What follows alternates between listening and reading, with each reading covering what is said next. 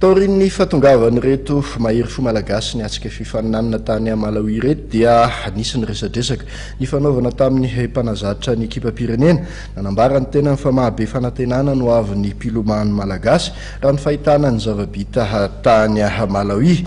Ity fifaninanana izay nandehanan'izy ireo tamin'ny Malawi ity moa dia tafiditra koa amin'ny fanomanana ny lalaon'ny nosy atao amin'ny taona 2010 sy 2020. Voalohany indrindra aloha dia misaotra ny fanjakana, misaotra ny ministeran'ny tanora nandefa nyreto ankizy reto satria izay koa ny anisan'ny atao hoe tanjon'ny mpanao fanatanjahantena dia misolotenan'ny firenena any ivelany. Raha ny compétition natao tany dia tsy afaka dia aloha fampitahana loatra tsika satria ny firenena nandray anjara tany tsika no vitsy indrindra.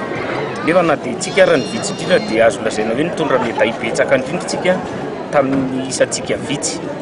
satria dia 9-10 ny zambianina ny tonga tany mandray anjara dolo izy amin'ny kategoria rehetrarehetra misy latsaky ny 12 taona,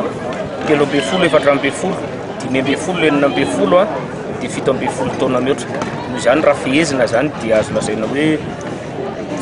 fifampitahana amin'ireo firenena hafa izay mety ho hitantsika any amin'ny Jeux des Îles amin'ny 2019 no zava-nisy tany dia